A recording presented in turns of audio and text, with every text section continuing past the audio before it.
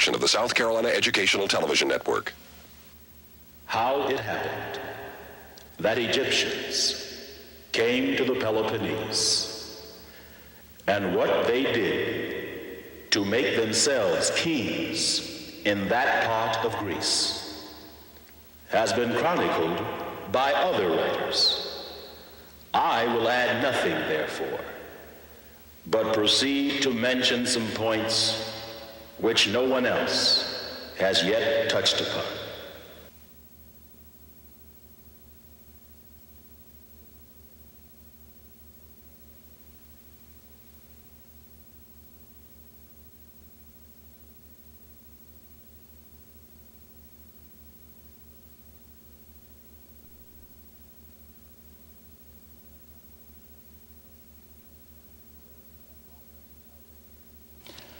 Good evening and welcome to For the People.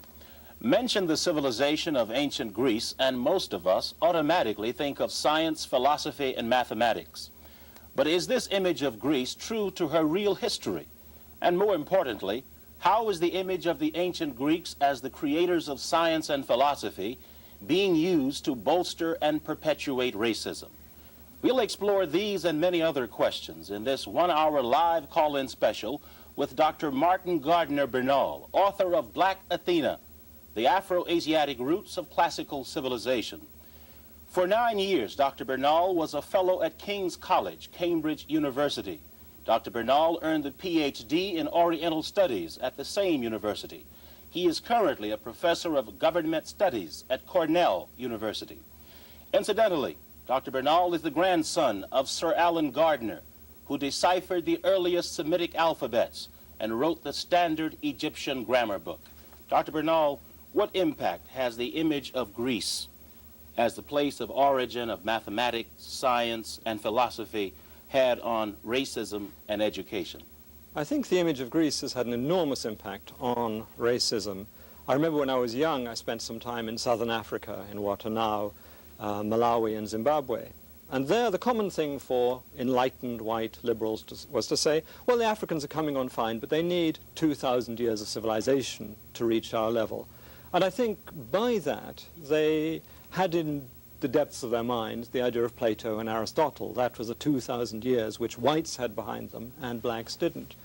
More crudely, the extreme right-wing group headed by a French intellectual called Alain de Benoist, which is in France, he's extreme right, has somehow chosen the name Grèce, which is the French for Greece, as the word for his right-wing intellectual group. The idea of Greece as a pure, white, creative civilization has been extraordinarily useful for racism. Now, I remember as a child, when I started reading books on the Greek heroes and things like that, I felt a sort of comfort. Here were people doing exciting and adventurous things who were somehow connected to me, that I was somehow like the Greeks, they were like me. And the implication of all I read was that they were whites, looking more or less like I did. I know, talking to black students, that they get exactly the opposite feeling, that the Greeks are somehow not like them, that a friend of mine, brilliant man, was told by his philosophy teacher on the first day of college that all philosophy runs between Socrates and Nietzsche. There is no other philosophy worth talking about. And that meant that he, as an Afro-American, felt shut out from civilization because the real core of civilization was Greece and Northern Europe, and therefore no one else in the world could share in it. Specifically, what are some of the mathematical and philosophical concepts that have been attributed to the Greeks? Well, the Greeks are supposed to have, I mean, in loose thinking, people say the Greeks were the first to make astronomical predictions, the first to make geometrical theorems, the first mechanics, a whole lot, the first doctors, a whole lot of scientific things, the first to invent metaphysics. Aristotle was the first to invent logic, a whole gamut of scientific and philosophical things are attributed to the Greeks as creators. And that seems to me exaggerated. I mean, I'm not in any way denying massive Greek achievements, but they came from the even more massive achievements of the Near Eastern civilizations, particularly Egypt. Okay, let's get to that later. How old is Greek civilization? Well, it's difficult to say when you begin it because, as Plato reported, Egyptian priests told Solon, the great legislator of Athens, that the Greeks always had to start again, that they had disasters which wiped them out and they had to start again. But I would say Greece began about, as we know, it began about 1600 BC. And then it was overwhelmed by a series of catastrophes and then restarted about 750 BC. Okay, now to your book, Black Athena, the Afro-Asiatic Roots of Classical Civilization. How has the image of Greece changed over the last 2,000 years? Well, it's changed very fundamentally in that the classical writers, people like Herodotus, you quoted when we started, had a very clear image that the Greeks had been living there in at a rather primitive level, and along had come Egyptians and Phoenicians. Phoenicians are the people who lived on the Levant in present Lebanon, and these people had set up cities and had civilized the Greeks, had taught them irrigation, new weapons, how the alphabet, how to write. A whole series of things were attributed to these Egyptian and Phoenician colonizers. And then later Greeks were supposed to have gone to Egypt to study, to improve on their knowledge of Egyptian culture. So you have this double thing. You have the colonization in the Bronze Age, which we'd put in the middle of the second millennium, the millennium from 2000 to 1000 BC. And then you have in the first millennium BC, Greeks studying in Egypt and bringing back their wisdom or their learning to Greece. So you have sort of a two-tier system of borrowings by the Greeks from the Egyptians. Okay, but how has it changed over the... Well, sorry, back to the original thing. Okay, so you have the this idea which I've called the ancient model in my thing, which is Greece is the result of this two-tier borrowing from the Near East. Now that lasted amazingly long. It lasted until about 1800 AD. So until 1800 AD? Yes. If you talk to anybody living in the 17th or 18th century ADs, this is European scholars among others, they would have said the Greeks were great people because they preserved some part of the wisdom of the Orient. And they had learned from the Egyptians and they had transmitted this wisdom on to later ages, and they should be given the credit for that. This was the image of Greece as the first European country, the oldest European country.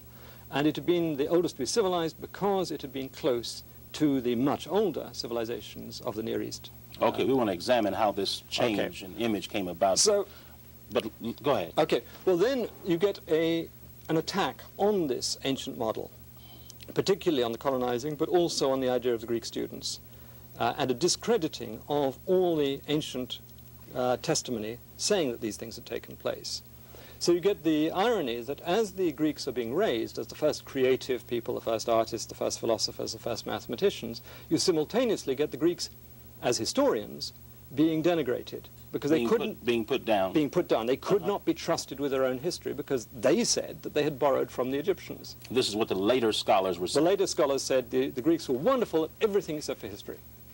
Yeah. History they couldn't be trusted on. So you have this sort of, you attack the Greeks as historians as you build them up as everything else. So you have in the 1820s, which was a particularly conservative period, it was a period after the defeat of the French Revolution, you have a building up, an attack on the ancient model, and in the 1830s and 40s, you have a building up of what I call the Aryan model. Okay, let's get to that a little bit later Okay, on. sure. How old is Egyptian civilization? Well, Egyptian civilization certainly goes back to the 4th millennium. That's the 3000s BC. So it is, 2,000 years older than Greek civilization. Specifically, what were some of the major achievements of Egypt when her population was primarily African? Well, her achievements were massive. I mean, first of all, the economic and social balance of this very large country, a prosperous country. Then you get the architectural triumphs, the very sophisticated mathematics required to back up this. You get very strong traditions indicating that a lot of Egyptian philosophy and Egyptian medicine was formed at a very early stage in Egyptian history. Okay, That is, you brought some slides with you. Yes. The question of who the Egyptians were, racially speaking. Could you address that, please? well, Egypt is in Africa, there's no question. Egypt is an African Now, you country. say Egypt is in Africa, but, you know, I can talk to a lot of people and have talked to a lot of people. We went to Egypt. Oh, you went to the conference there? Yeah. In July. And someone asked, you know, well, you're going to do something on African civilization. Well, why are you going to Egypt? I mean, they were honest. I've seen maps in which Egypt has been cut out of. All right. So it is a real consideration, subject, or concern, rather. But racially speaking, who were the ancient Egyptians? Well, I mean, they lived in Egypt. The language they spoke was a language which seems to have developed in Ethiopia and Kenya, part of the great Afro-Asiatic language family. And most of the formation of Egypt seems to have happened in Upper Egypt or on the Nubian frontier of Egypt or beyond. That Upper Egyptians unified the country, and it seems to have had a dominating role in various key periods of its history. The population were black, but that doesn't mean they look like West Africans. Some did, some didn't, but Africa, as the homeland of mankind, has more varied types than almost any other continent. But the Egyptian basic population was East African, but there were some Middle or West African types in the population. I mean, it's very difficult when it gets into the technicalities of it. And we're talking about what period? The early period? We're talking about the Old Kingdom and the Middle Kingdom. Which dates back to? The Old Kingdom dates back, well, there's controversy about this. I would accept the traditional date of 3,250 BC. All right. And that period, you get a higher proportion in the representations of people looking black by Okay, well, let's go to the slides if you... Okay, well, in fact, the lady we have now, Queen Tai, who is the mother of the famous King Akhenaten, is in the New Kingdom. And I think I'd better bring out that there's been a tendency among Egyptologists when they see a black in ancient Egypt to say that's a servant, that's somebody low down in the social scale. This isn't true. It so happens that a large number of the most powerful dynasties originated in the south of the country and therefore were black. The first dynasty, as I mentioned, the 11th dynasty, which founded the Middle Kingdom, and the 12th dynasty, which was probably the greatest dynasty in Egyptian history, and the 18th dynasty, to which Queen Tai belongs. And she was a powerful... She was a powerful lady in her own right. In an earlier program, you mentioned that at some point the Greeks were paying tribute to her, I think you said. They were certainly paying tribute, or people from the Aegean were certainly paying tribute to her husband, and we've now seen that her daughter-in-law, Queen Nefertiti, was sending envoys, or seems to have been sending envoys to the Aegean, or people with high authority. So there's no question that Greece was in relations with Egypt, and those relations were of a subordinate to a superior, whether it was sovereignty or suzerainty. Okay, well, let's look at another. Well, here is Akhenaten himself, the famous heretic king, supposedly the founder of monotheism, a very important and interesting figure. We know quite a lot about him. And we can tell his face because it was a period of realistic representation. It wasn't a period in which people were represented formally. But you've had European scholars to say all kinds of things about the physiognomy or it's supposed to be disease. There's some physical... And to back them, there is the problem of his body, which does look a bit strange. But his face reminds me of a number of friends I have. I won't go into names. This is a 12th dynasty pharaoh. Then we have the famous Senwosret I, known to the Greeks as Sesostris, who was a very major conqueror. Actually, I'm doing some work on him at present, and I'm now convinced that his armies reached Turkey and probably Bulgaria, and perhaps beyond. The significance of this being what? Oh, in a large number of ways. First of all, Herodotus and the Greeks say this about Sesostris, and in fact, the 19th century scholars have said it's totally absurd for an Egyptian pharaoh to have conquered that far, and the Egyptians must be vainglorious or must be boasting or imaginative and confused when they described these conquests. So that it's very important as a backup for what the Greeks said. And you could, I mean, if the most absurd thing they said seems to have some historical backing, then you should believe a lot else of what they say. Okay. It's also interesting how 19th century scholars found it very difficult to believe that an African king could conquer large areas of the Near East, that they're perfectly happy to have Persians or Greeks do it, but for an African to do it is somehow What do you upsetting. think is at the base of that, is at the bottom of that, the reason that the idea that an African is Well, able to... Africans are inferior in so many ways in the white vision, but the two key ways are they're incapable of thought and philosophy, and the other way is that they're incapable of strong action. They're not manly in that way, and therefore the image of an African in the 19th and early 20th century was somebody who was essentially passive, both mentally and physically, and therefore the idea, I mean, they had short spells of savagery, but sustained, organized conquests were believed to be beyond the capacity of Africans. And certainly when it came, maybe they could conquer each other, but they couldn't conquer non-African populations, that they were at the bottom of the hierarchy of human populations. Okay, any other... Yes, well, let's look at a few more. Here's his descendant, Senwosret III, in the same 12th dynasty. Here's just another Egyptian type, and you see the sort of mixed things with definite black, well, West African black characteristics.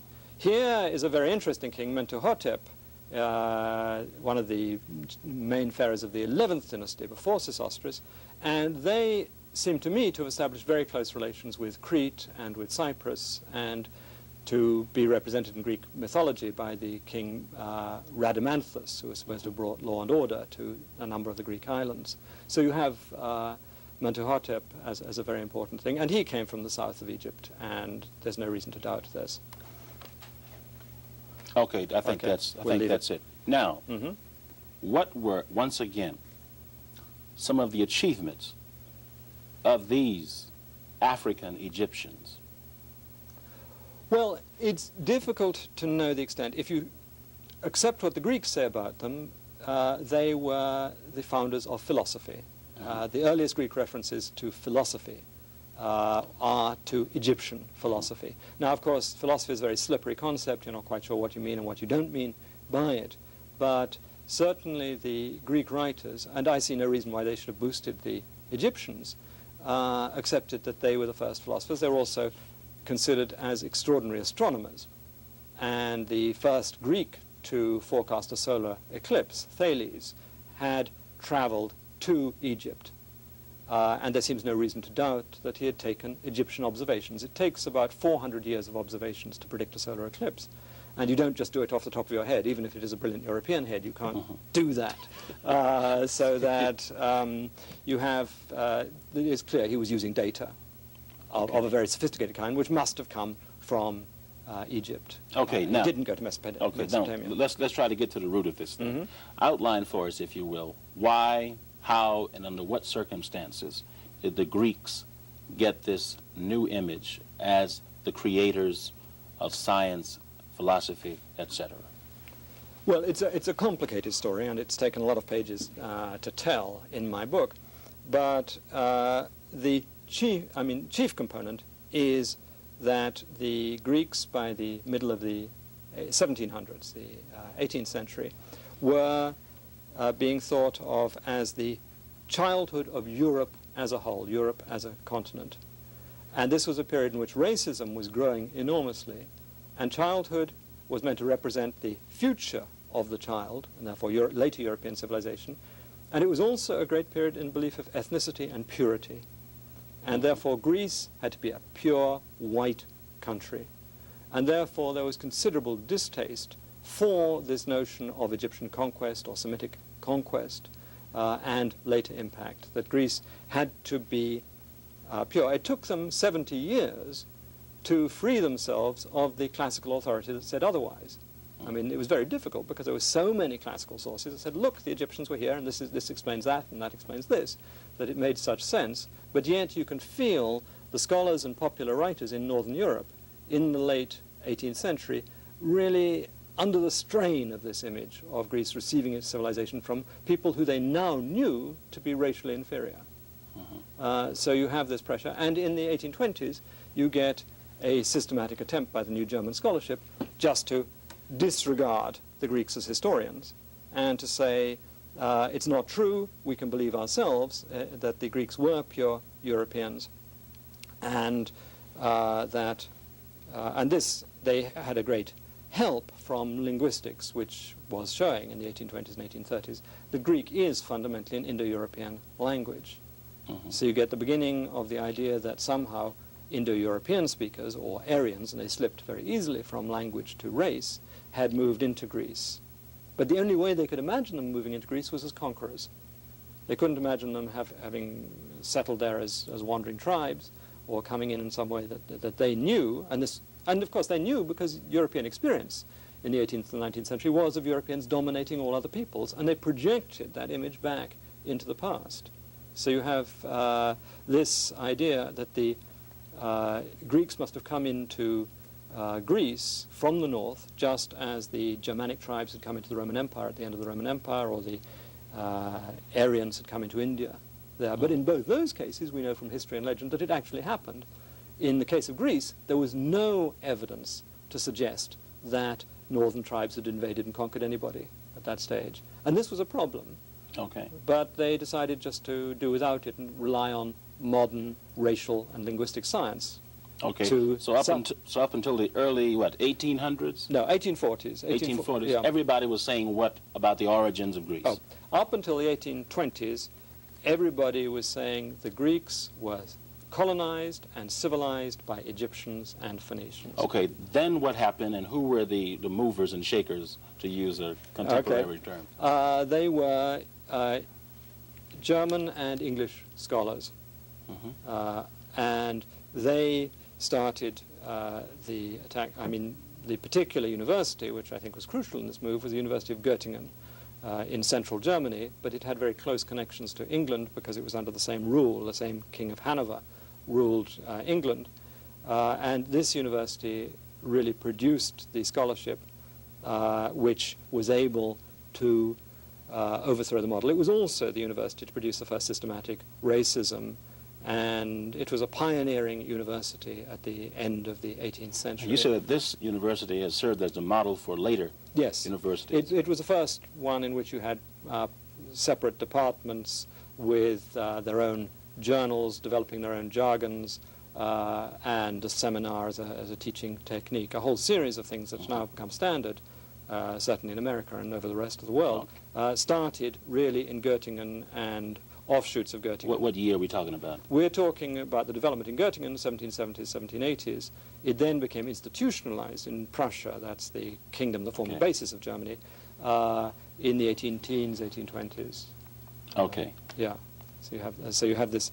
And so at the same time that you have the new scholarship saying that Greece is essentially a European country and was never affected by Egyptians, you have this being institutionalized by the gymnasium in Germany, which focused its attention on contemplating the Greeks. The Greeks had now become a miracle people.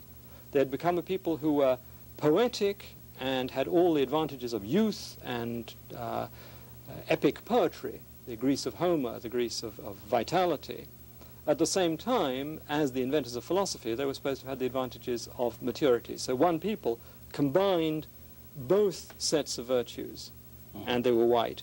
And so it was a conscious effort by German educators to say contemplation of these perfect people would produce integrated human beings for a new non-revolutionary Germany. It was a very conscious way of avoiding the traumas that France had been through in the French Revolution by looking at the Greeks. And the same was taken up by the English public school system, and Dr. Arnold was very consciously working for the middle, to reform without revolution, using classics and Greece, but this classics had to be race, and the new thing to their history was scientific method, they called, which was using footnotes and things like that, but the new principle they was using, they called the ethnic principle, which was racism, and that was the core to the new historiography, or writing of history, in Northern Europe in the early 19th century. Okay, let's get to these two. Okay, let's get to these two models for the origins of Greek civilization. The ancient model, as you call it, which says what? The ancient model says that Egyptians and Phoenicians came, I mean, you read part of it, came to Greece, colonized it, and later generations of Greece went to Egypt and Phoenicia to study. So you have cultural influences coming in two ways, by the colonizers and then by the Greek students bringing back wisdom with them. And okay, and this later model from the early, 1800s? Early 1800s, the Says Aryan what? model says that Greece is the result of a conquest from the north of people we don't know much about, we call the pre-Hellenes, the pre-Hellenic people. All you know about the pre-Hellenic people is that they were white, that is, they were not Egyptians and they were not Semites, but at the same time, they were non-Indo-European speaking. Now that's essential because half the vocabulary of Greek is not Indo-European. Indo-European is a language family that includes nearly all the European languages and Iranian and North Indian languages. And this is a group of families that are clearly related to each other, and they have a lot of structure and a lot of vocabulary in common. Greek is an odd man out in the system. There's a lot else. Therefore, the new proponents of the Aryan model said the reason why there is so much that is not Greek, not Indo-European in Greek, is that the pre-Hellenes culture survived. And so that it was mixed linguistically, but not mixed racially, that the pre-Hellenes had been white. So you got over the inevitable mixing of language, but the Greeks were seen as lily white, and marble helps. Okay, now this ancient African model for the origins of Greek civilization says what about the time of contact, that is, the Africans making contact with the Greeks?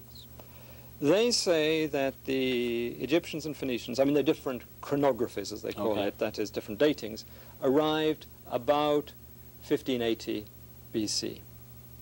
And other ones arrived later. But there were various settlements. When you come to the students going to Egypt, they start going in the 500s BC, the 6th century BC, maybe some bit earlier, and that's much more detailed. We have great, you know how Plato went or how Solon went and things like that to Egypt, and ancient historians said they studied with so and so, and there's quite a lot of detail about that. The stories of colonizations are much more muddy because they came from this earlier period, and there'd been a crisis between the early period and the later one. When the Africans in Egypt went to Greece, how were the people living in Greece? It's difficult to tell. The Greeks' own reports are that they were living in a very primitive way. They were living off acorns, is the common image given, which was accepted by 18th century historians. Archaeology doesn't tolerate that. Archaeology shows that Greece in the early Bronze Age had a fairly sophisticated society, a fairly prosperous society. That too, I think, had been influenced from the Near East. I think there's no doubt about it, but we can't track that down in terms of language. But the Middle Bronze Age was a very low period in Greek culture and was something like this. Okay, now, the proponents of the Aryan or white model for the origins of Greek civilization, who were they and what were their motivation? Well, they saw... I'm going to have to ask you about Professor Blumenbach. Well, Professor Blumenbach is a complicated case, but well, let me try and think. In Göttingen, there was Professor Heine, who was a dominating figure, who was very interested in the non-European world, but was convinced in the racial superiority of Europeans, and the belief that the Caucasians were the original race and the perfect race from which other races had fallen off, that the blacks had gone to Africa and blackened and become wrong in that way, the Mongols had gone off to Asia and become distorted in that way, that the true original type of man was the white Caucasian. And this was common in Göttingen at the time, and in fact it was systematized by Blumenbach. But other people like Meiners, a whole series of those scholars, were equally hierarchical in that. But Blumenbach is a very interesting case because he wrote the standard racial textbook, which was used for the next 100 years, talking about the three basic human races, the white, the black, and the yellow, and how the white was superior. But he had a very curious experience after having written this book and made his reputation, got his chair on the grounds of it. He was traveling in Switzerland when he suddenly encountered a beautiful black woman with whom he seems to have fallen in love. And you get a complete change in his personal attitude.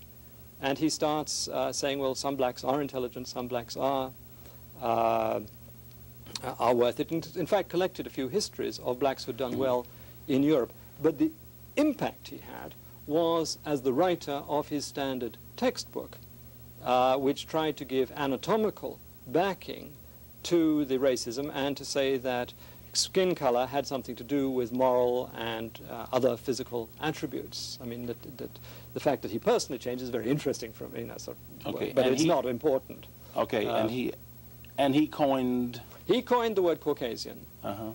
He used it in his third edition of his work in 1795. And the idea of the Caucasus being the home was partly because the Georgians were supposed to be models of white people, good Georgian, not the Georgians here, but the Georgians in Russia, or what's now Russia. Okay. But also because there was the idea of the sons of Japhet in the Bible, who were identified with the Aryans, had settled in that area. You know, the Ark was supposed to have landed on Mount Ararat, south of the Caucasus. Okay. And so you have that, whereas the sons of Ham went to Africa and the sons of Shem went to Mesopotamia and Asia. Well, you know, I have outlined how I want to handle this thing, this program. Sure. I'm already, they're telling me that we're getting calls from Washington, D.C. Oh, I see. And I have a whole lot of other questions I want to ask you. But I think we'll take a call from Washington. For the people, you're on the air. Hello. Isn't it true that the mystery of Helen of Troy has never really been solved in the respect that Troy has never been found? And the mystery of Agamemnon and the troops and so forth and the invasions has never really been solved. Why isn't it possible that that whole thing could have revolved around an African experience? Okay. Can you give us some background on that and answer the question, please? Well, I think the point of the question, as I understand it, was that sometimes Greek myths get it wrong. And therefore, the fact that the Greeks say a thing happened doesn't necessarily make it so. Troy is a debatable subject. I think 90% of scholars would say that they have found the site of Troy. There's some difference on which Troy, there were 7 cities built one on top of another, was besieged by Agamemnon. And it's quite clear that the poets, the epic poems we have of Homer, include elements from a number of different periods, both before and after the time of the siege of Troy, about 1200 BC. I think the period of skepticism about the Trojan War is over. In the 1920s and 30s, you'd get a significant number of scholars who would say there was no Trojan War, it's all nonsense. The tendency now, and I suppose I'm part of it, is to take stories seriously as working hypotheses. You want to try and find other evidence to back them. You shouldn't take them on face value without external evidence, but they're very useful as indicators of what happened. And in fact, Schliemann, the excavator of Troy, used Homer and Pausanias, a Greek guidebook of the 2nd century AD. Okay, now for the person sitting home who didn't Sure. go to Cornell or Cambridge, I'm sorry. Yeah. what is the significance of this? Well, the significance of it is that the Greeks do sometimes get historical things wrong. But the evidence in favor of Egyptian and Phoenician settlement, I mean, the attestation of reports of Egyptian and Phoenician settlement is so widespread among the later Greeks, and there is nothing in the archaeological record against it, and I think, in fact, there are several things for it, so that I think one should trust the Greeks as far as this is concerned. But everything I'm saying is based on competitive plausibility rather than certainty. Okay, well, let's take a call from South Carolina. For the people, you're on the air. For the people, you're on the air.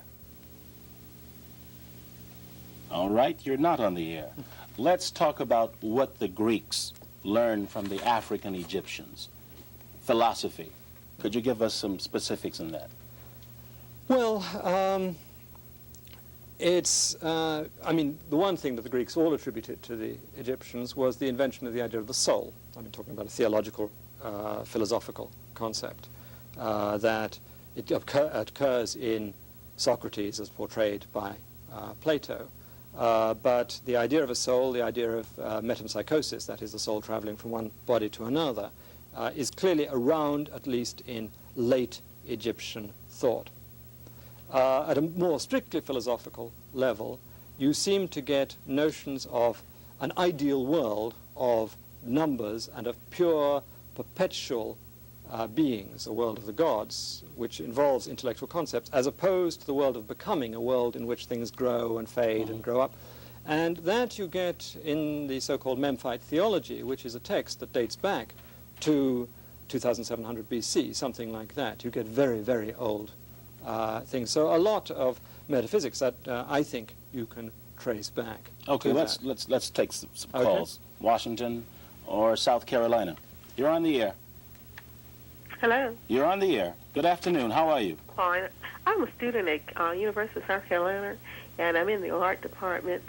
And my question was that where could I attain a book with some of the information that your speaker is talking about? I did take art history, which some of the dynasties that he's talking about was fully covered.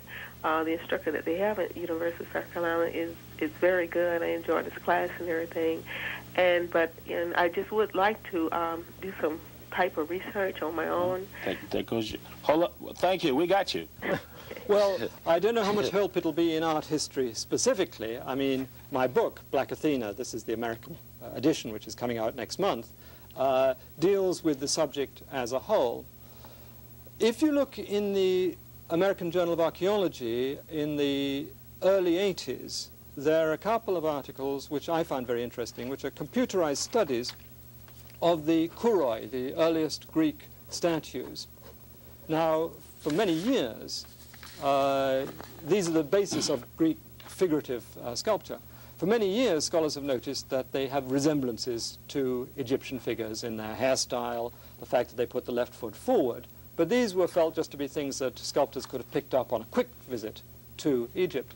However, these recent studies are showing by computerized study of the proportions of the limbs to each other, the head to the body, things like that, that Greeks must have studied in Egyptian studios to do this, that there's no way you could casually pick up. They were following the second Egyptian canon of sculpture. So they were very precise borrowings. This is dealing with the 6th century BC. So there are particular things in art history which I think are very much worthwhile following up. Okay, let's take a quick call from the Greater Washington area.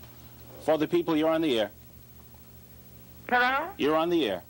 I would like to, I don't know whether I'm supposed to be talking to you nuts, but I wanted to know about, have you ever heard of a history about our ancestors of Europe? Our ancestors of... Have we ever heard of a history about our ancestors? Of Europe. Our meaning what? Our ancestors. Africans? What are you talking about? I don't understand what you're saying. It was a book that I studied in school. Uh-huh.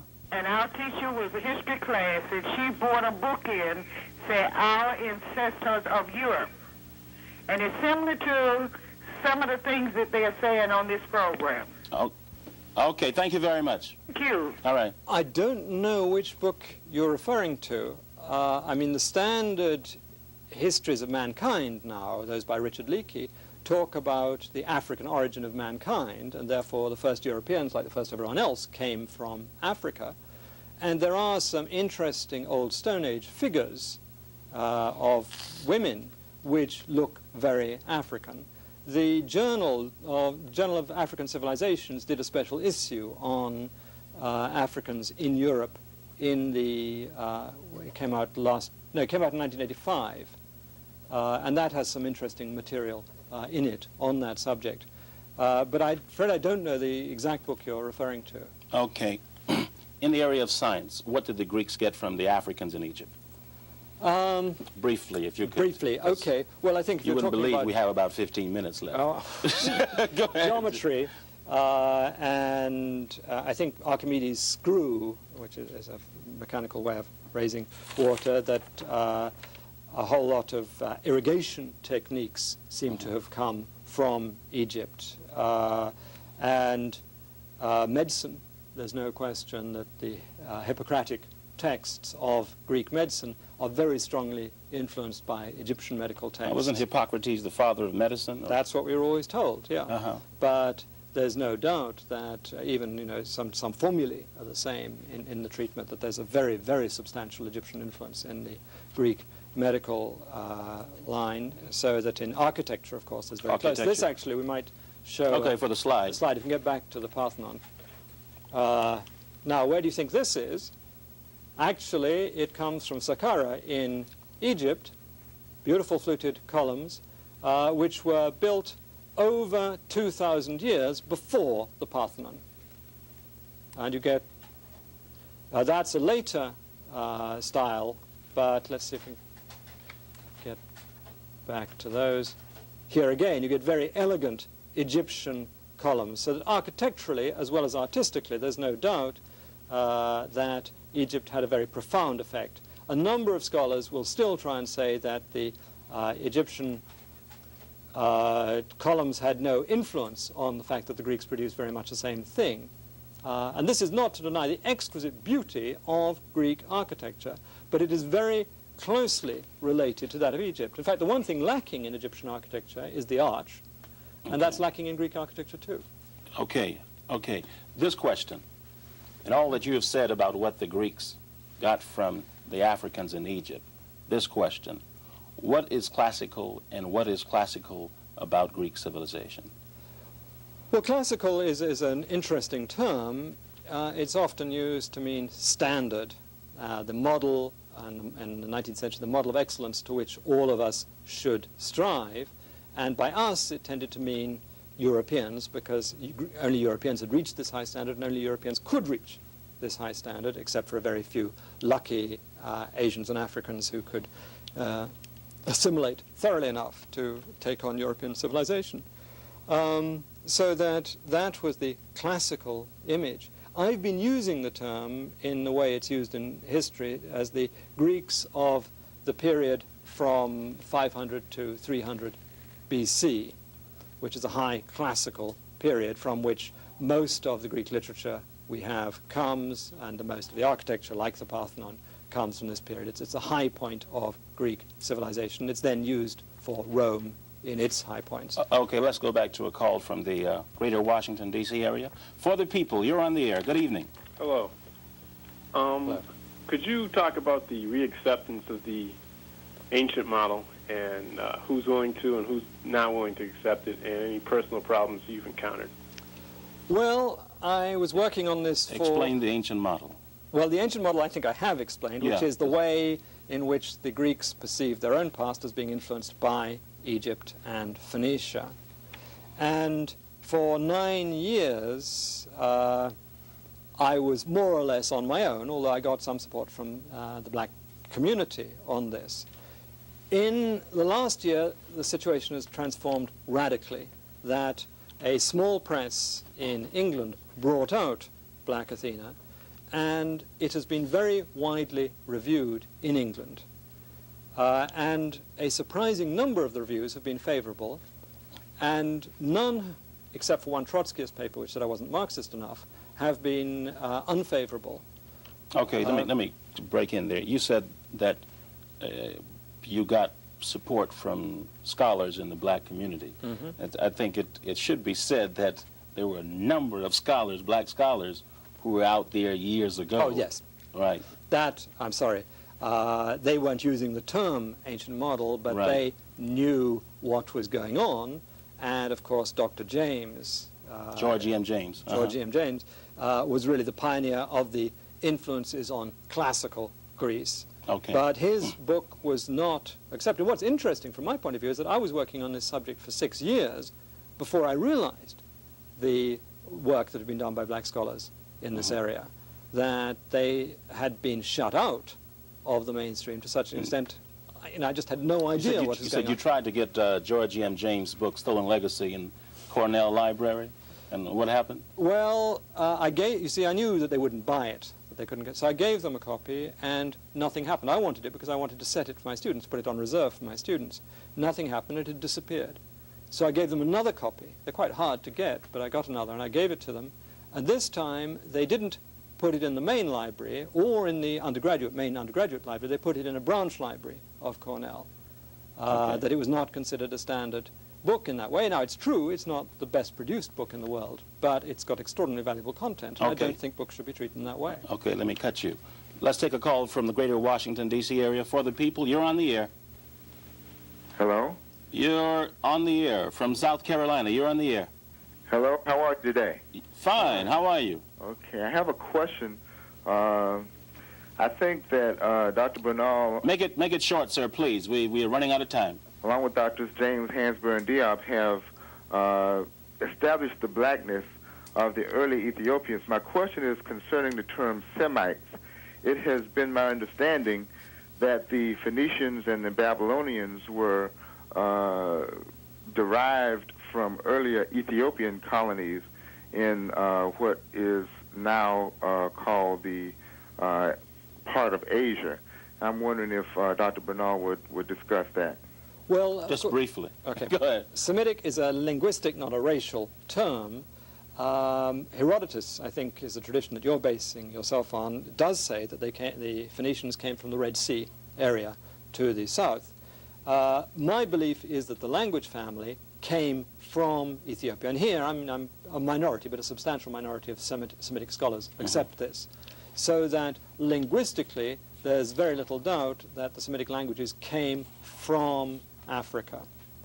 To what extent the population was African is much more dubious, but there were massive cultural borrowings with the language, so that in some ways Semitic speakers were African, and of course later Phoenicia was very dependent on Egypt and was heavily Egyptianized.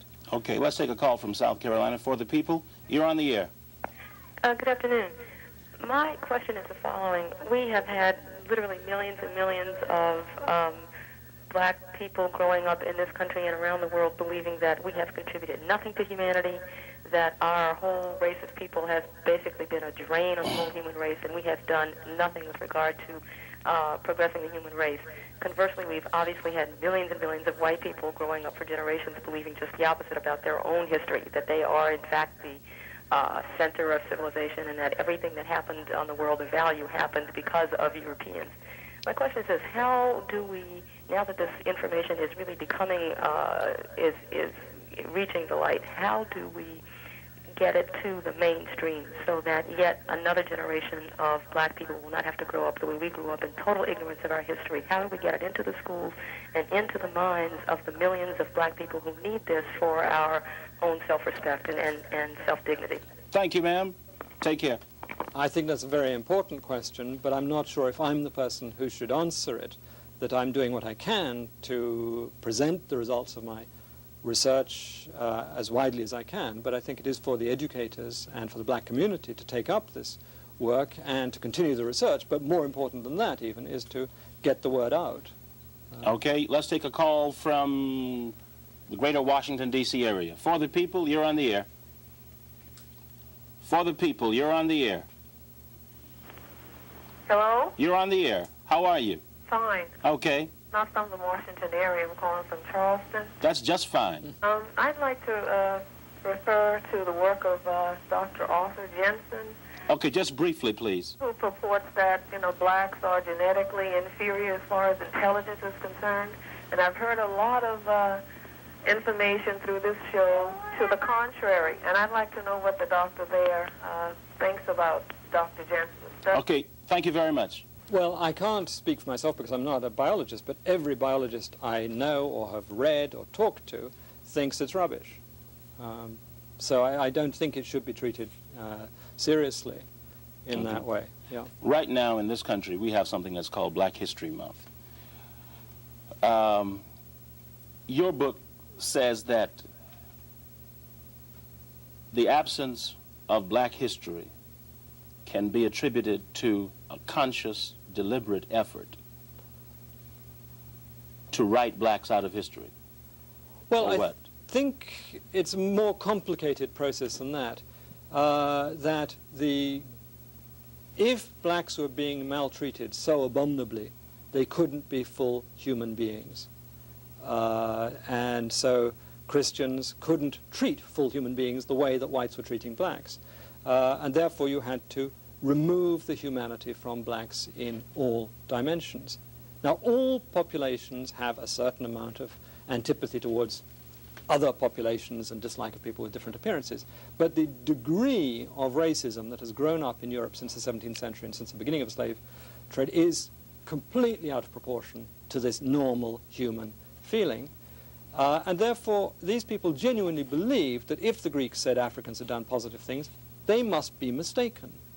It was a application of a systematic belief that the African was incapable of civilization, that you then had to apply this to Greek history and say, Greek history can't be the way the Greeks told it because it's unscientific. While at the same time, these same people were dehumanizing the Africans and enslaving them. Right. Okay.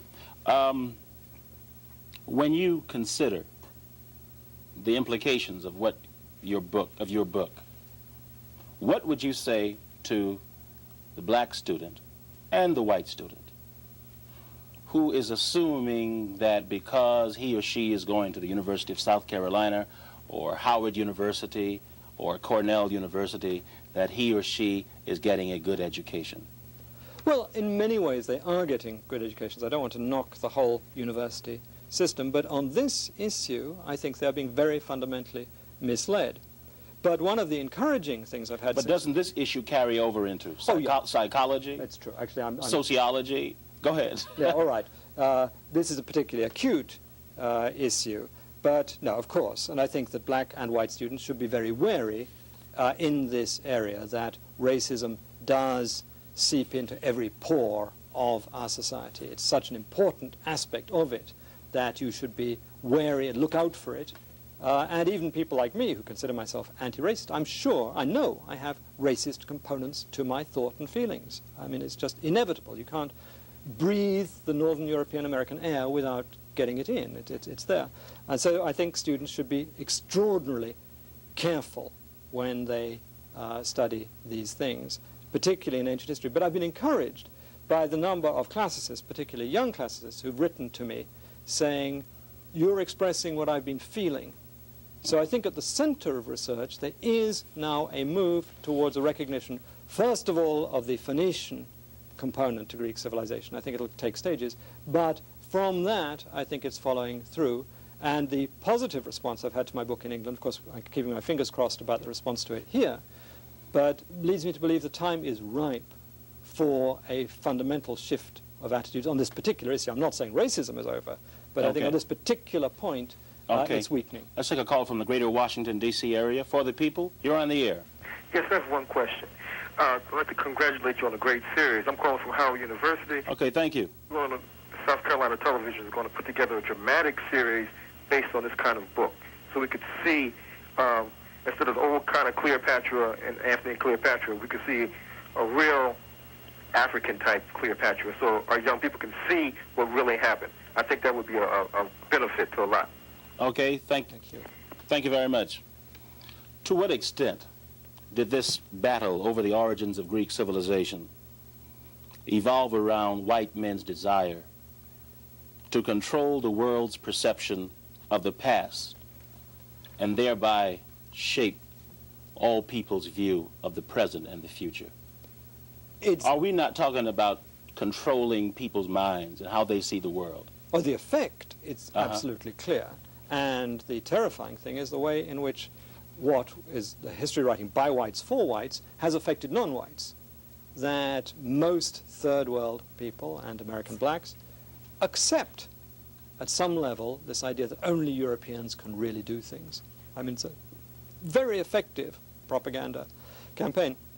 Now, to what extent, I don't think there was a committee which set out saying, how can we rewrite history to justify imperialism and slavery? Well, it's a cumulative process. But you said you had a whole university in Germany that was...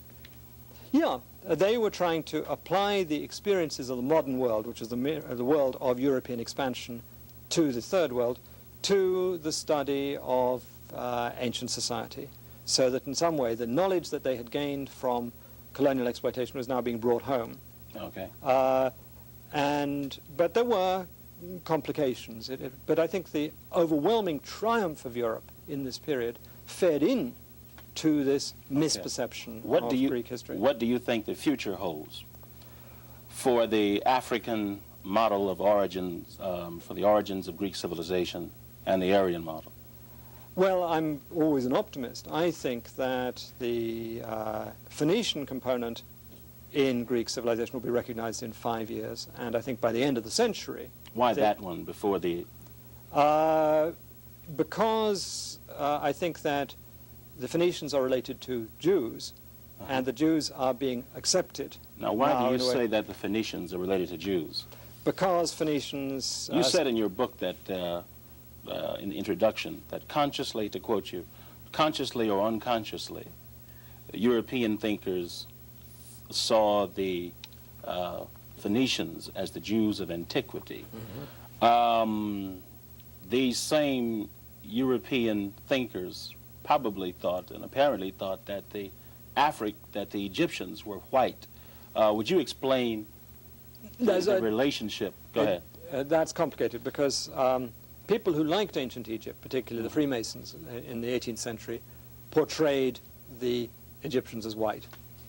If you accept the Egyptians as civilized, then you have to make them white. What happened in the 19th century is they took out a double insurance policy. You got 30 seconds. Okay. If blacks are inherently uncivilized, you've got to shut them out two ways.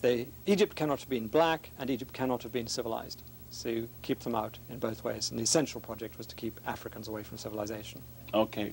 We thank you very much for coming in, and we know that we have pushed you through this. The last time we did something on this topic, I think we took 3 hours to slowly and carefully develop it. I want to thank all our viewers in South Carolina and the greater Washington, D.C., and specifically Howard University's WHMM television, Mr. Arnold Wallace and Otha Brandon. Thank you. That's our program. Good evening.